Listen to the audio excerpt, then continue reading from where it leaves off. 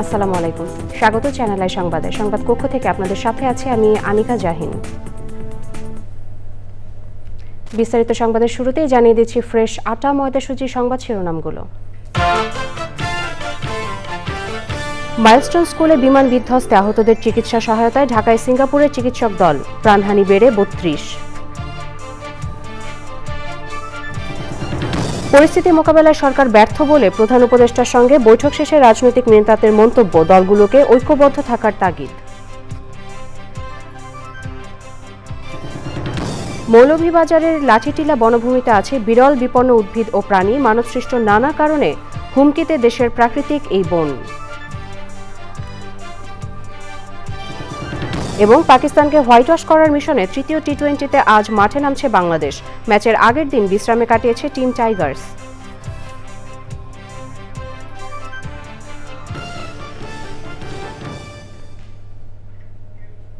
সংবাদ শিরোনামগুলো জানাছিলাম। এখনকার এই সংবাদ আয়োজন একই সঙ্গে চ্যানেলের ইউটিউব চ্যানেল এবং চ্যানেলের ওটিটি প্ল্যাটফর্ম আই স্ক্রিনে লাইভ স্ট্রিম হচ্ছে। যাচ্ছি বিস্তারিত সংবাদে। মাইলস্টোন স্কুল অ্যান্ড কলেজ ক্যাম্পাসে বিমান বাহিনীর প্রশিক্ষণ যুদ্ধবিমান দুর্ঘটনায় নিহতের সংখ্যা বেড়ে ৩২-এ দাঁড়িয়েছে। দগ্ধদের চিকিৎসা পদ্ধতি নিয়ে সন্তুষ্টি প্রকাশের পাশাপাশি কিছু পরামর্শ দিয়েছে সিঙ্গাপুরের একটি মেডিকেল টিম, জানিয়েছেন জাতীয় বার্ন ও প্লাস্টিক সার্জারি ইনস্টিটিউটের ভারপ্রাপ্ত পরিচালক। নিহত, আহত ও নিখোঁজ শিক্ষার্থীদের তালিকা করতে কমিটি করেছে মাইলস্টোন স্কুল অ্যান্ড কলেজ কর্তৃপক্ষ। নাজিব বেগের রিপোর্ট। বিমান দুর্ঘটনায় হতাহতের ঘটনার দুদিন পরও অনেক অভিভাবক ও শিক্ষার্থীরা আসছেন মাইলস্টোন স্কুল অ্যান্ড কলেজের ফটকের সামনে। কোনো শিক্ষার্থী নিখোঁজ হলে স্কুলে অভিযোগ করার অনুরোধ করা হয়েছে। এছাড়া আহত, নিহত ও নিখোঁজদের প্রকৃত তালিকা করতে শিক্ষক, অভিভাবক ও শিক্ষার্থীদের সমন্বয়ে 7 সদস্যের কমিটি করেছে কলেজ কর্তৃপক্ষ। আমাদের শুধু এখন খবরটা পৌঁছে দেওয়া প্যারেন্টসদের যে আপনারা কাইন্ডলি মাইলস্টোন কলেজের দিয়াবাড়ি ক্যাম্পাসে 5 নম্বর ভবনে যে তথ্য সরবরাহ কেন্দ্র আছে, আপনাদের কোনো প্যারেন্টস, কোনো বাচ্চা যদি স্টিল মিসিং থাকে, আপনারা অনতিবিলম্বে এই জায়গাটায় যোগাযোগ করুন। দগ্ধ ও আহতদের চিকিৎসা সহায়তা করতে সিঙ্গাপুর জেনারেল হাসপাতালের সিনিয়র কনসালটেন্ট ডাক্তার চং সি জ্যাকের নেতৃত্বে সকালে জাতীয় বার্ন ও প্লাস্টিক সার্জারি ইনস্টিটিউটে আসে প্রতিনিধি দল। পরে বার্ন ইনস্টিটিউটের চিকিৎসকদের সঙ্গে বৈঠক করেন তারা। উনি আমাদের প্রাইমারি পরিকল্পনা নিয়ে উনি যথেষ্ট আমাদের সঙ্গে একমত পোষণ করেছেন।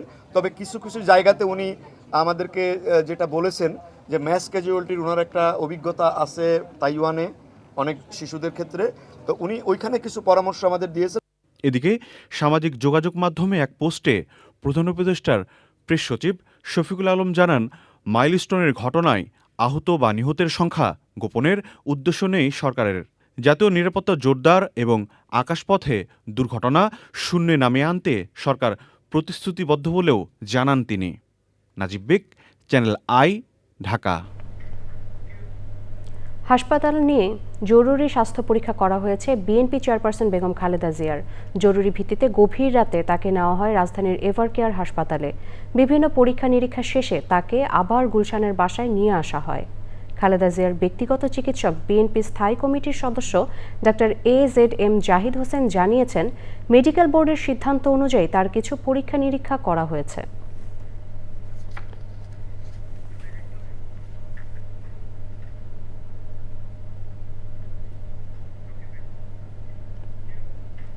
মাইলস্টোন ট্র্যাজেডি সহ চলমান পরিস্থিতি মোকাবেলায় অন্তর্বর্তী সরকার এবং আইন শৃঙ্খলা রক্ষাকারী বাহিনী ব্যর্থ বলে মন্তব্য করেছেন বিভিন্ন রাজনৈতিক দলের নেতারা।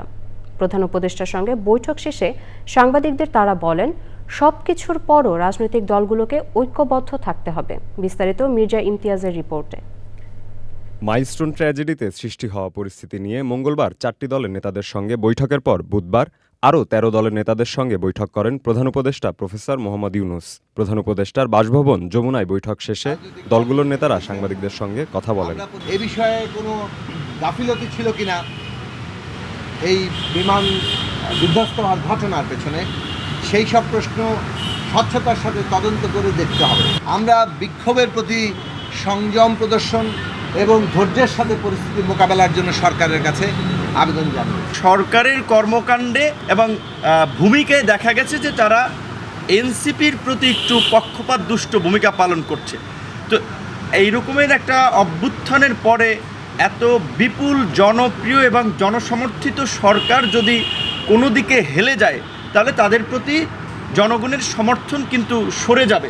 বিভিন্ন রাজনৈতিক দলের মধ্যে সৃষ্টি হওয়া ঐক্যে ফাটল ধরেছে বলেও মন্তব্য করেন নেতারা।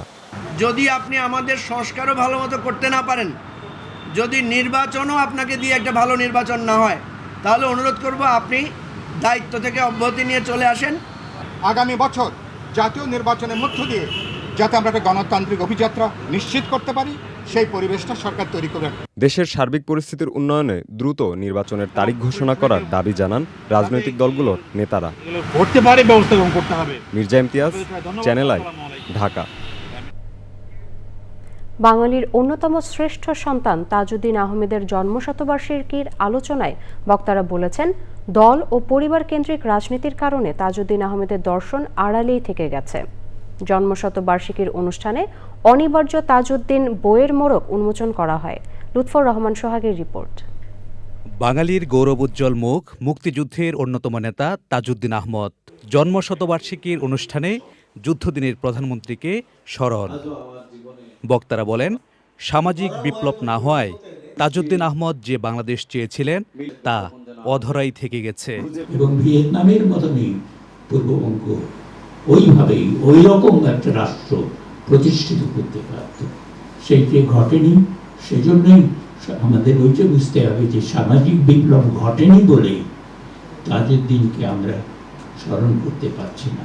মুক্তিযুদ্ধের নেতৃত্বের মধ্যে তুলনা টানার বিষয়েও সতর্ক করেন আলোচকরা। সবাই একই সুরে কথা বলেছেন। আমাদের নিয়ম হলো আমরা স্মরণ করি, যখন তাকে শ্রদ্ধা জানাই তখন তাকে আমরা সবার উপরে তুলি, এবং তার বাইরে যেটা আমাদের দেশে হয়েছে, এদেশের সুবর্ণ জয়ন্তী উদযাপিত হয়েছে স্বাধীনতার, সেখানে তাজউদ্দিনের যে বিশেষ ভূমিকা, তাজউদ্দিন কিন্তু চার জাতীয় নেতার একজন ছিলেন না, তিনি কিন্তু আমাদের সরকার প্রধান ছিলেন, তার নেতৃত্ব তারই ছিল, সেটা কিন্তু সেভাবে উল্লেখিত হয়নি।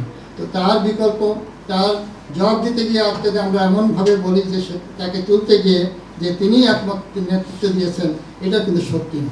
ভবিষ্যৎ বাংলাদেশ গঠনে তাজউদ্দিন আহমদের চিন্তা প্রাসঙ্গিক থাকবে আশা আলোচকদের। লুৎফর রহমান সোহাগ, চ্যানেল আই, ঢাকা।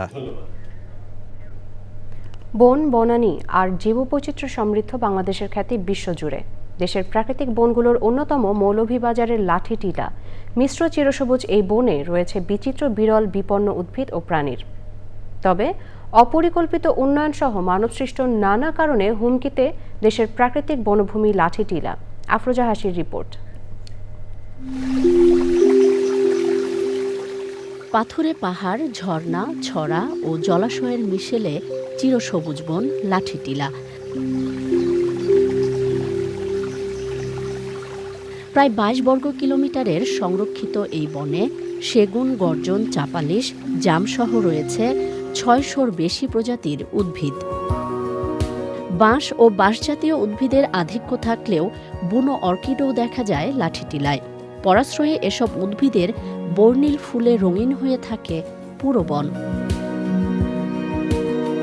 এশীয় হাতি, মেছো বিড়াল, গন্ধগোকুল, চশমা পরা হনুমান, মুখ পোড়া হনুমান, লাল বানর, লজ্জাবতী বানর, উড়ন্ত কাঠবিড়ালি সহ এই বনে দেখা মেলে বিপন্ন অনেক প্রাণীর। লাঠিটিলা বন যেন পাখির স্বর্গরাজ্য। শিকারী পাখি, কালোবাজ, তিলা নাগ ঈগল, পাতি ময়না, পাহাড়ি নীলকান্ত ও মৌটুসি সহ বিভিন্ন প্রজাতির পেঁচার বিচরণ এই বনে। সম্প্রতি লাঠিটিলার গহীন বনে প্রকৃতি ও জীবন টিমের অভিযানে দেখা মিলেছে বিরল ও বিপন্ন পাখি উদয়ী বামন মাছরাঙার।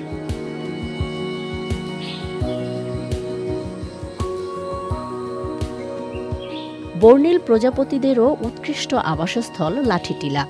বনের ফুলে ফুলে উড়ে বেড়ায় দুর্লভ সব প্রজাপতি, আর ছড়ার পানিতে দেখা যায় চিংড়ি সহ হরেক রকমের ছোট ছোট মাছ। তবে বনজ সম্পদের অতিরিক্ত আহরণ সহ পরিবেশ বিরোধী নানা কর্মকাণ্ডে বিপন্ন বনের জীববৈচিত্র্য।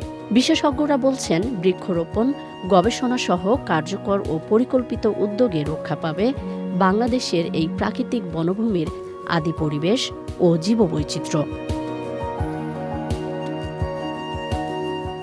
আফরোজা হাসি, প্রকৃতি ও জীবন ডেস্ক, চ্যানেল আই। লাঠিটিলা বন নিয়ে বিশেষ পর্ব দেখবেন রাত 10:15 প্রকৃতি ও জীবন অনুষ্ঠানে। নগরের তরুণ প্রজন্মকে ছাদ কৃষির সঙ্গে যুক্ত করে তাদের কৃষি ও প্রকৃতির সান্নিধ্যে থাকার সুযোগ তৈরি করা প্রয়োজন। এতে গ্যাজেট আসক্তি যেমন কমবে, বাড়বে খাদ্য উৎপাদনের সঙ্গে যুক্ত থাকার মানসিক প্রশান্তি।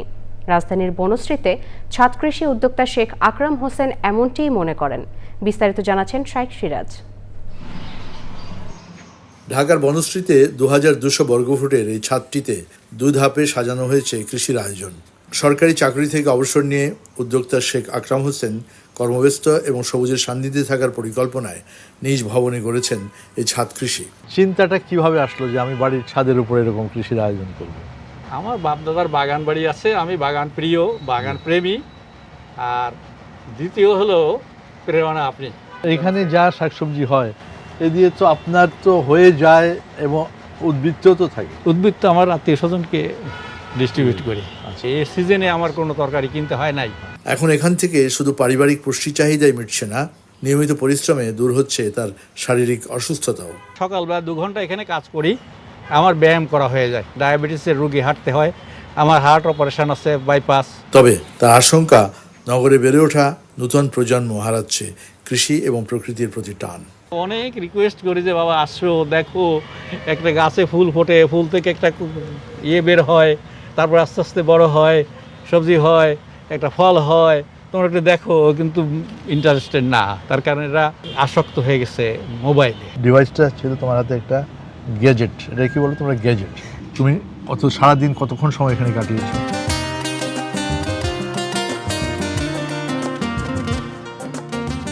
গতকালকে এটাতে 12 ঘন্টা 30 মিনিট। 12 ঘন্টা 30 মিনিট কাটিয়েছে। এটা গতকালকে না? জি, হিসেব 18 তারিখের। দর্শক, এটা শুধু ওর না, সবার চিত্র একই রকম। আমাদের প্রজন্মের হাত ধরে যখন একটি বাড়ির ছাদও হয়ে উঠতে পারে উর্বর শস্য ক্ষেত্র এবং নিরাপদ থাকার একটা নিয়ামক, সুস্থ ফসল পাবার একটা ক্ষেত্র, সে জায়গায় এই প্রজন্মের হাতে ডিজিটাল ডিভাইসই যখন মুখ্য, তখন এরকম আয়োজনগুলো তাদেরকেও দিতে পারে শান্তির ক্ষেত্র। ঢাকার বনশ্রী ছাদ কৃষি থেকে শাইখ সিরাজ, চ্যানেল আই। দর্শক, এই নিয়ে বিস্তারিত প্রতিবেদন দেখবেন আজ বেলা 3:05 হৃদয়, মাটি ও মানুষের ডাক অনুষ্ঠানে। এবারে কৃষি সংবাদ।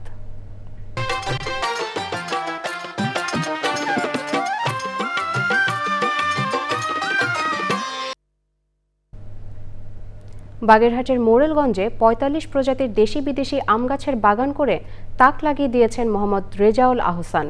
ফলন ভালো হওয়ায় বিদেশি জাতের আম বাগান গড়ে তুলতে আগ্রহী হচ্ছেন অনেকে। বাগেরহাট সংবাদদাতার তথ্য ও ভিডিও চিত্রে আল মুকসিদের রিপোর্ট। বাগেরহাটের মোরেলগঞ্জের মাটিতে বিদেশি জাতের আম বাগান গড়ে তুলেছেন মোহাম্মদ রেজাউল আহসান। 2017 সালে শুরু করা তার এই বাগানে শুধু চিয়াংমাই ও চাকাপাত নয়, রয়েছে ব্ল্যাকস্টোন, রেড পালমার, মিয়াজাকি সহ বাহারি জাতের সব আম। তার 8 বিঘা জমির ওপর তৈরি করা বাগানে রয়েছে প্রায় 25 প্রজাতির দেশি বিদেশি আম। বিষমুক্ত অর্গানিক আম যারা খেতে চায়, পরবর্তী প্রজন্মের কথা চিন্তা করেই আমার বাণিজ্যিকে আসা। এবং বর্তমানে আমার বাগানের উৎপাদন প্রায় 150 থেকে 200 মণ। আমি চাচ্ছি এটাকে 400 মণে উন্নীত করার জন্য। ফলন ভালো হওয়ায় আম সংগ্রহে ব্যস্ত সময় পার করছেন বাগান পরিচর্যা কাজে নিয়োজিত শ্রমিকরা। এখানে কোনো কীটনাশক দেওয়া হয় না, কোনো হয় না। এখানে পোকা দমনের এই যে ভাত তৈরি করি, এই আমরা খাইয়া এই এলাকার মানে এই অঞ্চলের যত লোকজন আছে খাই খুব সুস্বাদু খাবার। এই জন্য আমরা এই বাগান থেকে আম বিক্রি হয় বেশি। মুকুল দাসের সেচ দিয়ে আমি বাগানে পরিচর্যা করতে আসি, এখন আম পারি আমি বিক্রি করতে আসি। উন্নত কৃষি চর্চার মাধ্যমে কৃষক যদি আমের উৎপাদন করতে পারে, তাহলে আগামীতে সাতক্ষীরার মতো বাগেরহাট থেকেও আম রপ্তানি করা সম্ভব বলছেন সংশ্লিষ্টরা। আল মুকসিদ, চ্যানেল আই। এবারে প্রকৃতি সংবাদ।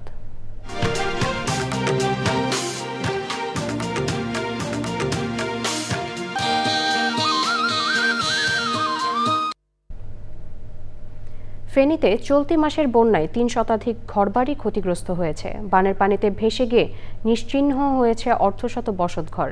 মাথা গোঁজার ঠাঁই হারিয়ে মানবেতর জীবনযাপন করছেন ক্ষতিগ্রস্তরা। ইতোমধ্যে পুনর্বাসনের কাজ শুরু করেছে জেলা প্রশাসন। সংবাদদাতার তথ্য ও ভিডিও চিত্রে সৈয়দ মাদিহ অদিতের রিপোর্ট। নানান প্রাকৃতিক দুর্যোগের পাশাপাশি সাম্প্রতিক বছরগুলোতে দেশে বন্যার তীব্রতা ও ব্যাপ্তি বেড়েছে আশঙ্কাজনক হারে। বৈশ্বিক জলবায়ু পরিবর্তন ও ক্রমবর্ধমান উষ্ণতায় বরফ গলার সাথে পাল্লা দিয়ে বৃদ্ধি পাচ্ছে সমুদ্রপৃষ্ঠের উচ্চতা, যা বন্যা পরিস্থিতির অবনতিতে বিরূপ ভূমিকা রাখছে। এবার উজান থেকে নেমে আসা পাহাড়ি ঢল ও ভারী বৃষ্টিতে ফেনীর মুহুরী, কহুয়া ও সিলোনিয়া নদীর বন্যা নিয়ন্ত্রণ বাঁধ ভেঙে তলিয়ে যায় নিম্নাঞ্চল। এতে পানিবন্দী হয়ে পড়েন ফুলগাজী, পরশুরাম, ছাগলনাইয়া, ফেনী সদর ও দাগনভূঞার লক্ষাধিক মানুষ। পুনর্বাসন কেন্দ্রে কাটছে অনেকের অসহায় জীবনযাত্রা। যদি ঘর করে দে আমরা মাথা গোজার টাকা পাইলাম। আমরা এখন অসহায় অবস্থা আছি। পিছনে আমার দোকান ছিল, মুহুরী নদীর ভাঙ্গিয়ে হঠাৎ করে আমার সবকিছু নিয়ে নিছে। প্রতিদিন আসি দেখি আর কিন্তু কোনো অবস্থা নেই। তবে পুনর্বাসন ইস্যুতে রয়েছে প্রশাসনের ধীরগতির অভিযোগ। ঊর্ধ্বতন কর্তৃপক্ষের কাছে মিনিস্ট্রিতে পাঠাবো, তখন আমাদের যে 48টা ঘর ক্ষতি হয়েছে এদের পরবর্তী সহযোগিতা আমরা প্রশাসনিকভাবে ব্যবস্থা করি। এমন বাস্তবতায় ক্ষতিগ্রস্তদের তথ্য সংগ্রহ শেষে জরুরি পুনর্বাসনের আশ্বাস দায়িত্বশীলদের। যাদের ঘর ক্ষতিগ্রস্ত হয়েছে আমরা দ্রুততর সময়ে তাদের ঘরগুলো পুনর্নির্মাণের জন্য আমরা কাজ করব। আমরা চাই যে তাদের এই মানবেতর জীবনযাপন থেকে তাদেরকে দ্রুত তাদের বাড়ি ঘরে ফিরিয়ে দেওয়ার ব্যবস্থা করা হোক। জীবন জীবিকা রক্ষায় বন্যায় কবলিতদের দ্রুত আবাসন নিশ্চিতের দাবি স্থানীয়দের। সৈয়দ মাদিহ অদিত, প্রকৃতি ও জীবন ডেস্ক, চ্যানেল আই। এবারে খেলার খবর।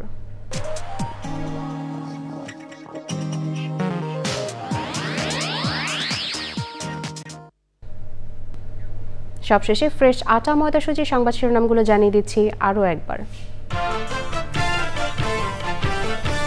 মাইলস্টোন স্কুলে বিমান বিধ্বস্তে আহতদের চিকিৎসা সহায়তায় ঢাকায় সিঙ্গাপুরের চিকিৎসক দল, প্রাণহানি বেড়ে 32। পরিস্থিতি মোকাবেলায় সরকার ব্যর্থ বলে প্রধান উপদেষ্টার সঙ্গে বৈঠক শেষে রাজনৈতিক নেতাদের মন্তব্য, দলগুলোকে ঐক্যবদ্ধ থাকার তাগিদ।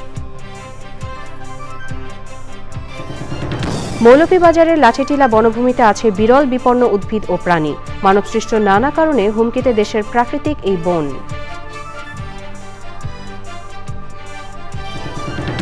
পাকিস্তানকে হোয়াইট ওয়াশ করার মিশনে তৃতীয় টি-20তে আজ মাঠে নামছে বাংলাদেশ। ম্যাচের আগের দিন বিশ্রামে কাটিয়েছে টিম টাইগার্স।